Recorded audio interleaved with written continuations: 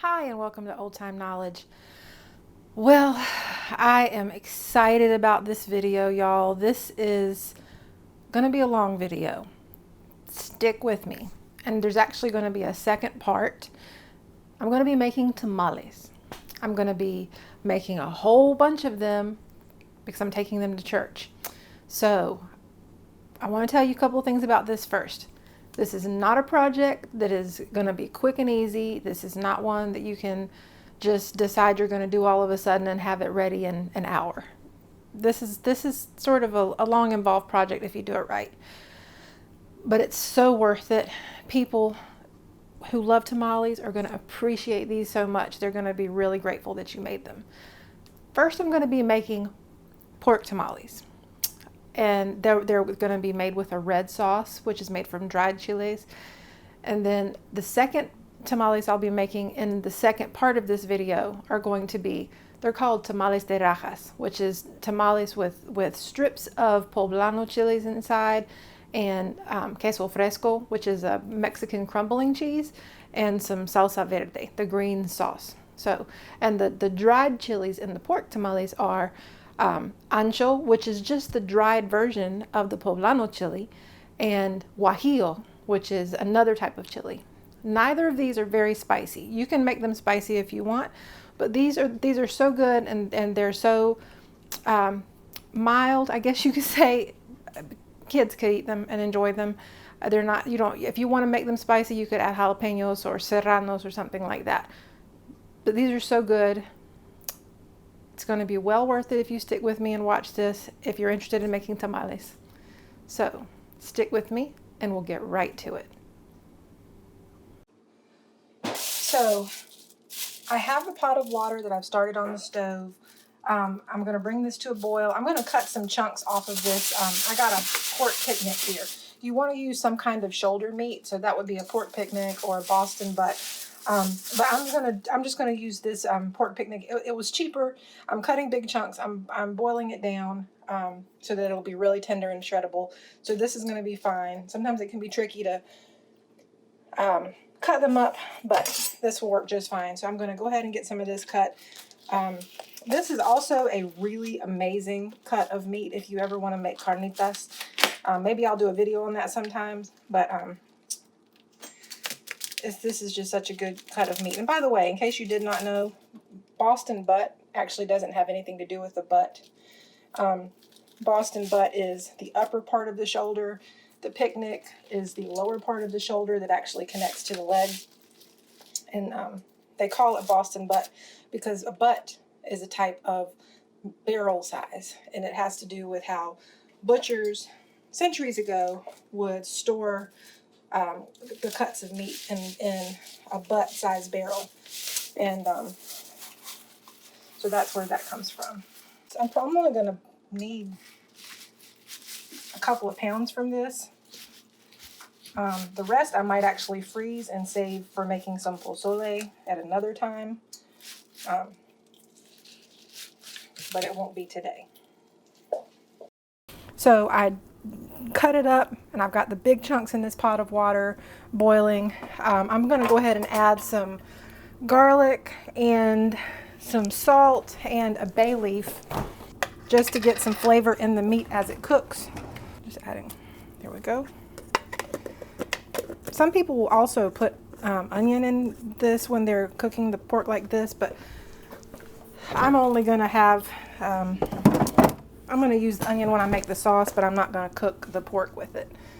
Let's see, where's my bay leaves? There's a bay leaf.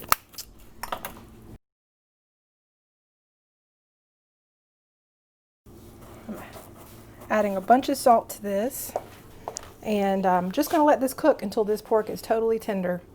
And then I'm going to shred it up and mix it with the sauce, but I'll make a video of the sauce first so you can see that part. On to step 2. All right, so now we're going to move on to making the sauce that's going to go with the pork in the tacos. I have 2 kinds of chilies here. These are, let's see if you can see that, chile guajillo. And then I have chile ancho. So these are ancho chilies. And these aren't hot. These are not hot spicy chilies. These just have a whole lot of flavor. So I'm going to open these up and get a few out, and then I'll show you how you clean them and then get them ready to make the sauce.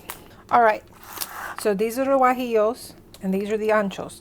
Now, one thing about dried chilies, if you buy them from the store fresh, in the bag, they'll be, well, when I say fresh, I mean a new bag. Hopefully they won't be real dry and crispy.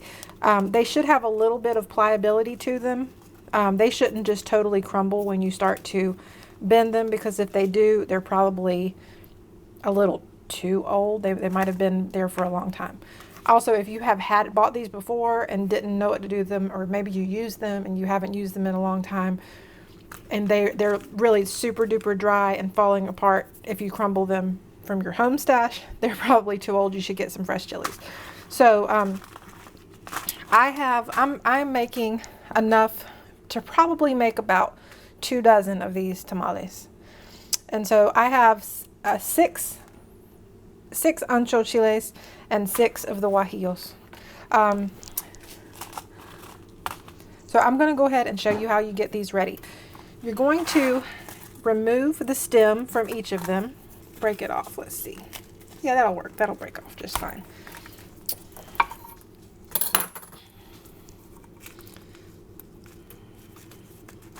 And then you're just going to remove the seeds from inside. It's okay if you open it because you're going to be boiling these anyway. But you also are going to want to get this vein out. So we're just going to get all these seeds out, get these cleaned up. And I'm going to be putting them in a pot that I have over here on the stove. And I'll be boiling them for about 20 minutes to soften them. So let me just get these cleaned up and get them in the pot. And I'll show you the next step.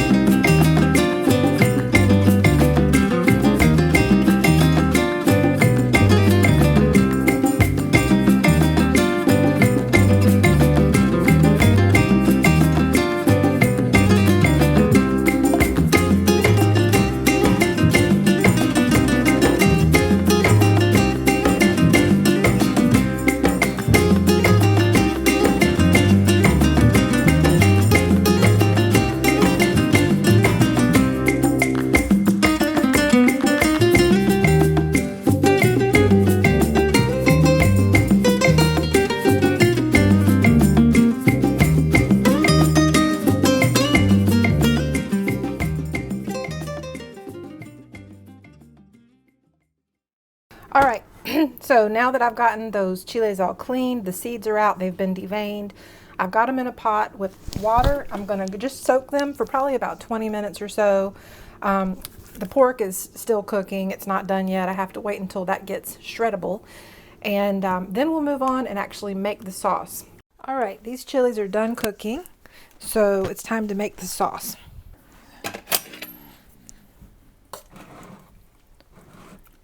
So I'm just going to take these and transfer these into my blender. I might not even use all of them, which is why I'm just getting them out of the pot.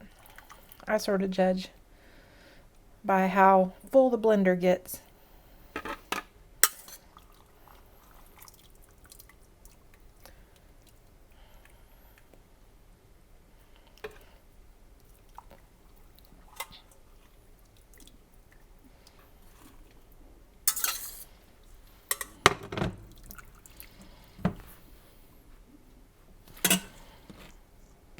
I'm going to be adding more chiles, but for now, I'm just going to start with that. And I've also tossed in about 1/4 of a white onion. Well, it's a large white onion, so if it was a small white onion, it might be closer to half for this amount of sauce.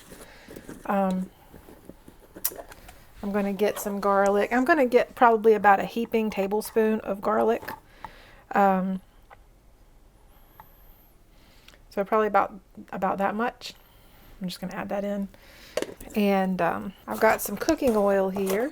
I'm going to add about probably a couple tablespoons of cooking oil. So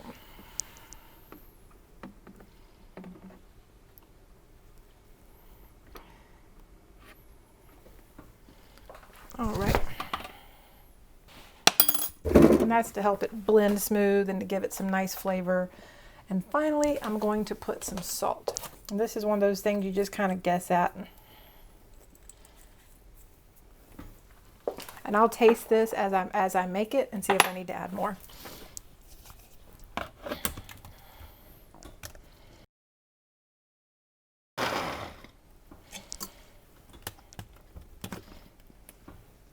Kind of give things a little bit of a stir.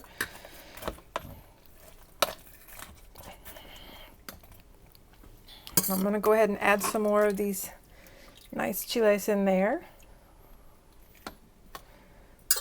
Some people drain these first, but I actually will occasionally use a little bit of the reserved liquid to add to my sauce if I feel like I need it. So everybody has to do what works for them. Okay, so that did end up getting just about all of those chiles. All right.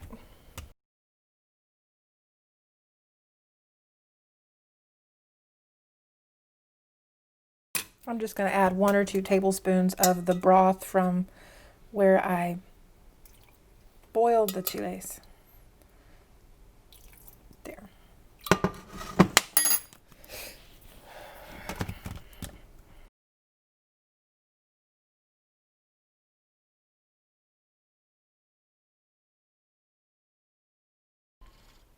All right, I'd say this is done. I'll let you see that. You see that? So I'm going to actually be adding this to the shredded pork, which I'm going to show you in just a minute. Let me just get things moved around. All right, so I'm going to transfer the pork into the pot and get the sauce mixed in with the pork and add a little bit of broth and get it all mixed together. Let's see.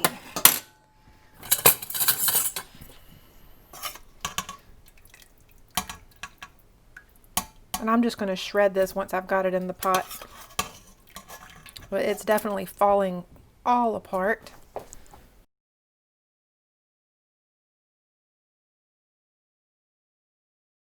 And as I'm shredding it, if I find any big pieces of fat, I'll just take those out, like this one right here.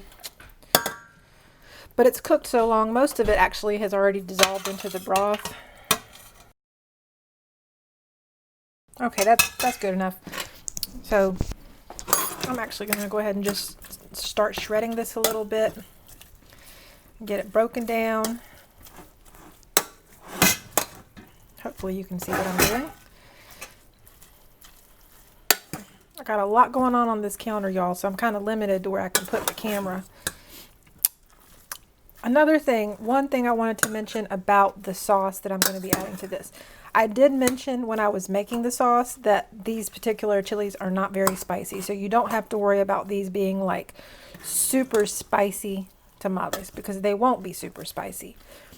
But nevertheless, you should still be mindful and wash your hands really good when you're done handling them, or handle them with gloves. And the reason for that is that they still have a little bit of that capsaicin in them, which if you rub your eyes or scratch your nose or something like that, it can definitely cause a little bit of stinging, which is uncomfortable. So I should have mentioned that earlier. I don't want you to be confused just because I said they're not particularly spicy chilies. That means you can just be totally carefree with them. So you see this pork is now really nice and really shredded. So what I'm going to do is I'm going to go ahead and add in my sauce.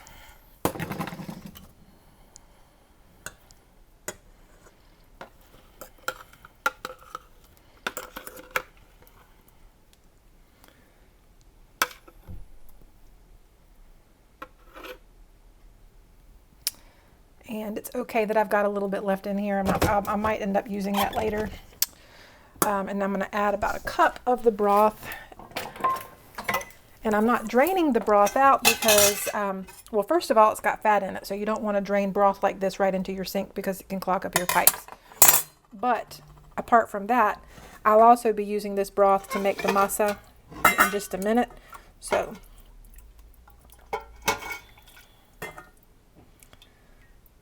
that's not quite a cup. Let's see. All right. Get this mixed really well. Get all that pork covered really, really well with that delicious sauce. And I'm going to get this on the burner, and I'm just going to let this cook for a little while. Just simmer. I'm not going to put it up high. I'm just going to put it on low, and I'm just going to let this simmer for a while. And I'm going to come back and taste it every now and then to see how it's coming along, and see if it seems ready. And then when it does, then I'll start building the tamales. Next, I need to make the masa and get the corn husks ready, so I'll show you that.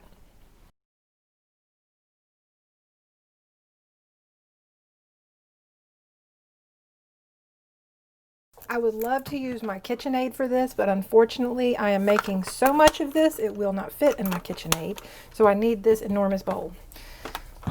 So the first thing,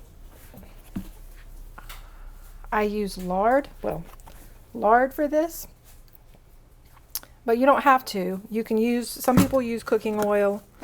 You use what you have. I might actually end up needing to make some with some alternative oil today because I might not have quite enough, but we'll see. So I'm going to get about a cup of lard. Okay.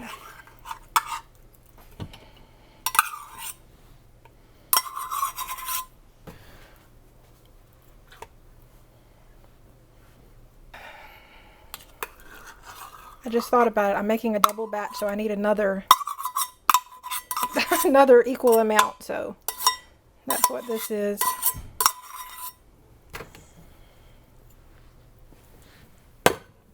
Okay.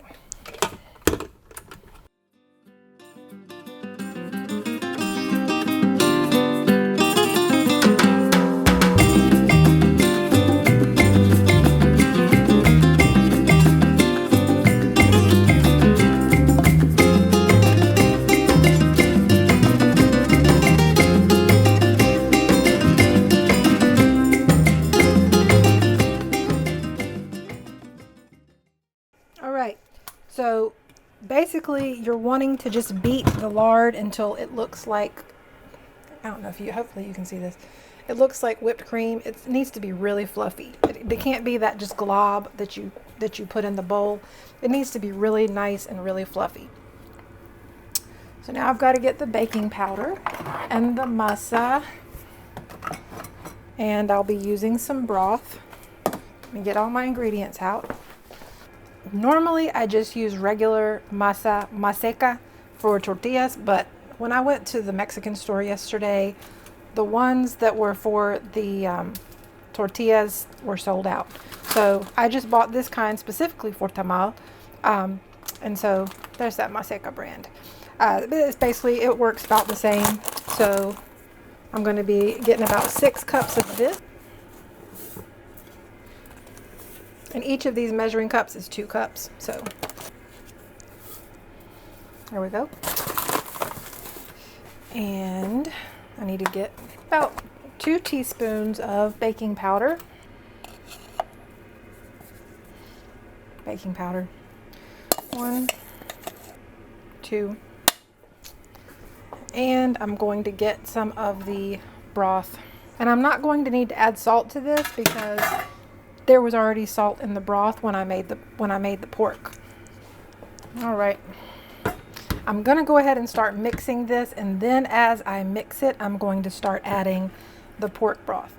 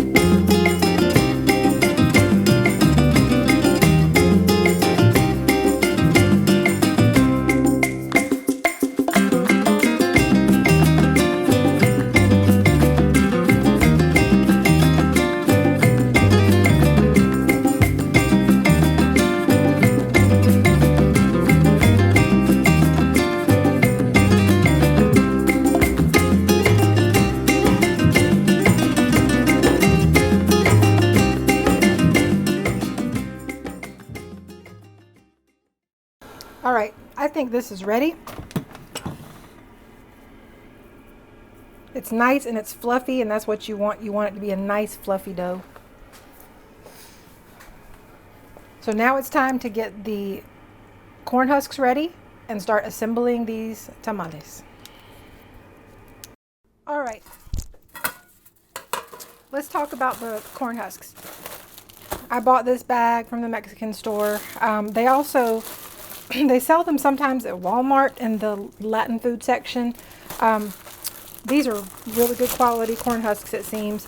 So I've not bought this brand before, but this looks like a really good quality because they're nice and pliable. They're just good. So anyway, what you do is you're actually going to soak these. So I've got a pot here. I had brought the water up to a boil and turned it off, but now I'm just going to put these in here and let them soak for a little while until they've totally absorbed all the, not all the water, but absorbed water and just gotten really nice and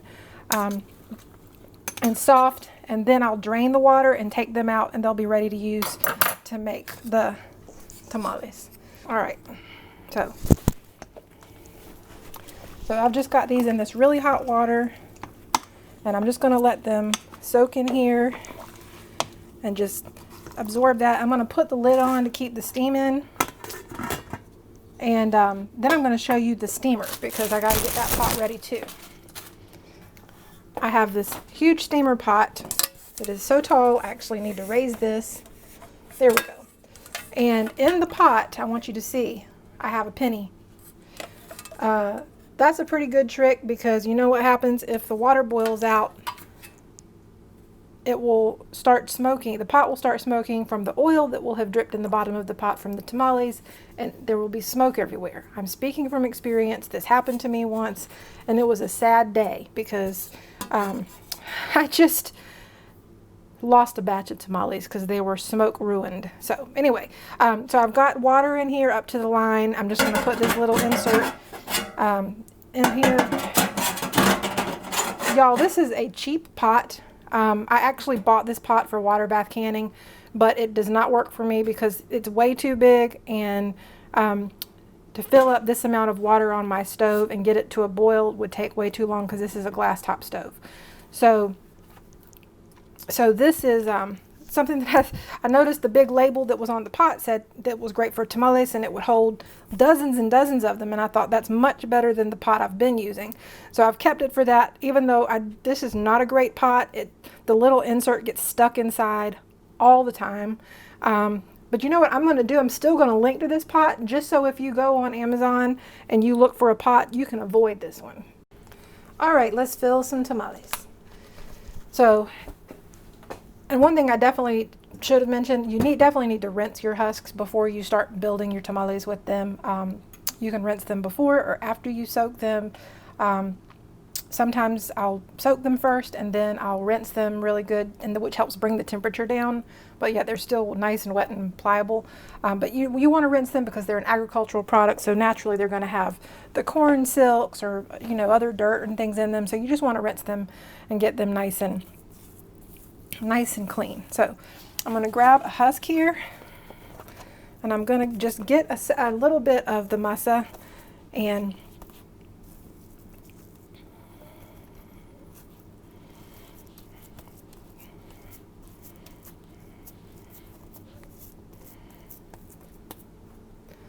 press it down. My masa has been sitting a little while, so it's kind of gotten a little bit dry. I might need to add a little bit of water to it. I'm going to do that real quick.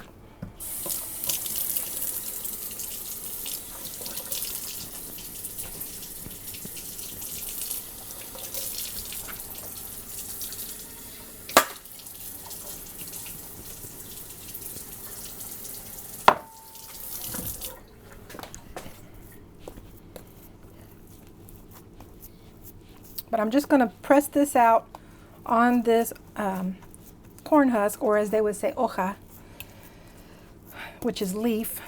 And then I'll put the filling in and roll this thing up.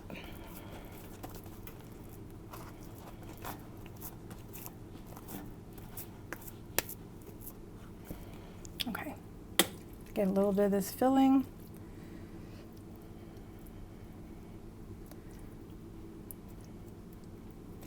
One thing about my tamales is I don't really like to shortchange people on the meat. Sometimes you'll get a tamale and it'll be like all masa and there won't be much meat inside, but I definitely like there to be a good amount of meat.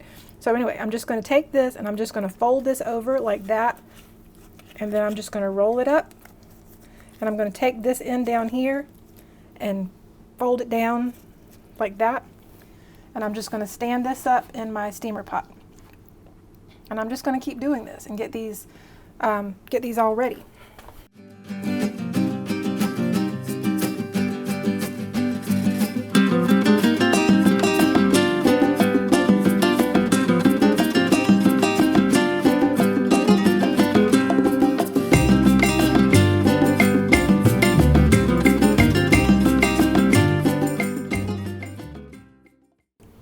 Just so you can see, I'm just standing them up in my steamer like this.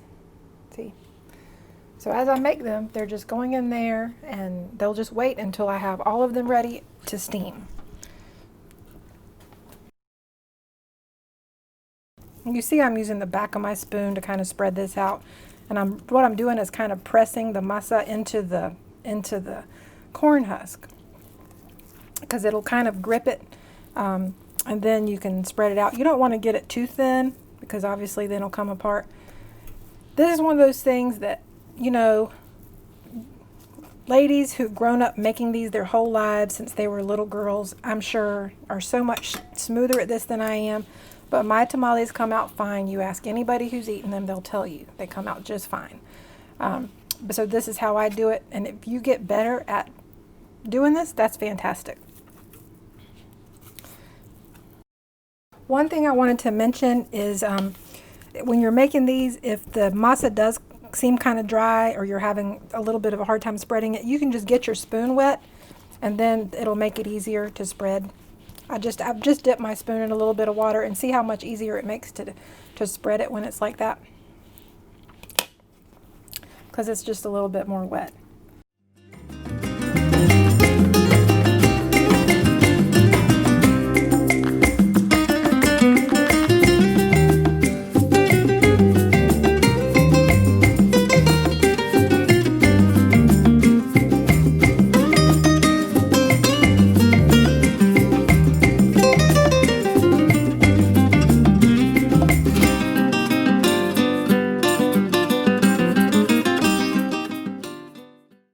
Also, some people will actually tie the corn husks when they go to wrap the tamal.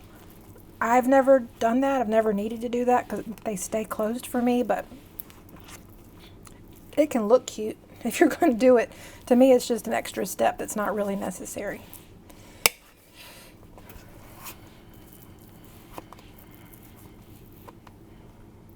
I just dip my spoon in water a little bit so I can spread this better.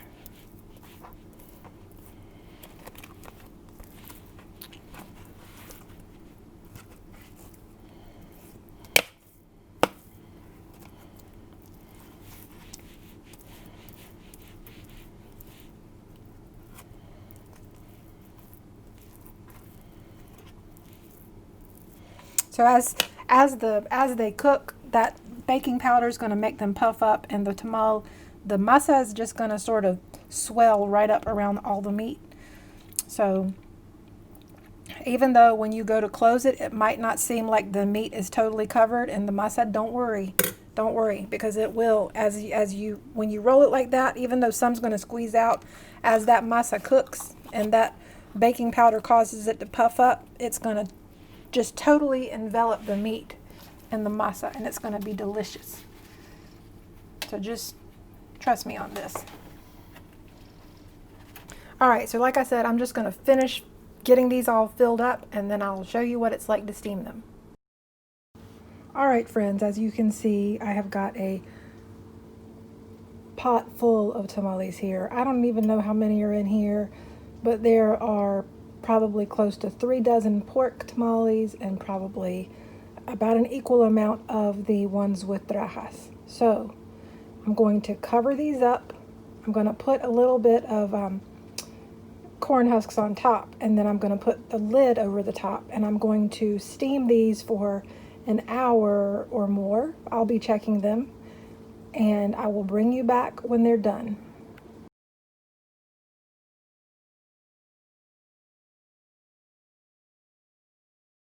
All right, these tamales have been cooking for probably, I've kind of lost track of time, but I think it's probably been about an hour and a half. This is such a full pot that I wanted to make sure that they were done. So I'm going to go ahead and take out one and see how it looks. Let me get a plate. And what I'm going to do is I'm actually going to just put a tamal here and let it rest for just a few minutes, and then we will open it and see how it is. All right. There's one with the rajas with queso, and I'm going to get one with the pork.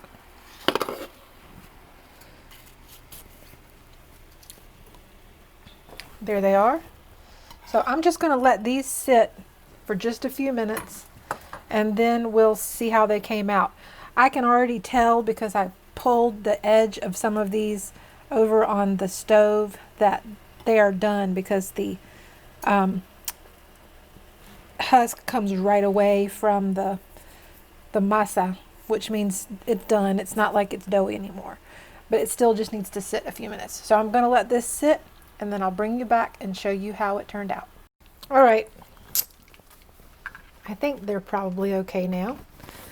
I'm going to go ahead and open this pork one because I cannot wait to taste this. This is going to be so good. And see, it comes right out just like that. You don't want to eat the husk. I've heard some people ask. But y'all, this is delicious. This is amazing. And I'm still kind of rushing it. I still should probably just let them sit for longer, but I cannot wait, so I have to taste this. So I'm going to get a little bite.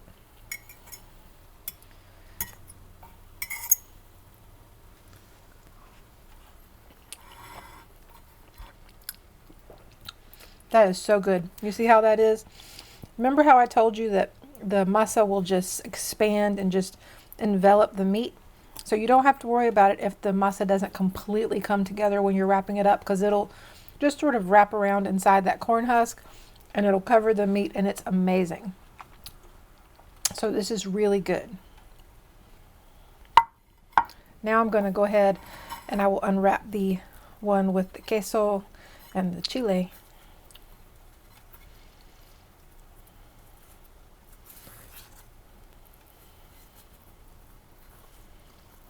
There we go. These are always a little messier for me because I really stuff them with cheese, so the cheese gets melty. And it just kind of makes a mess. But this is delicious. I'm gonna get a bite.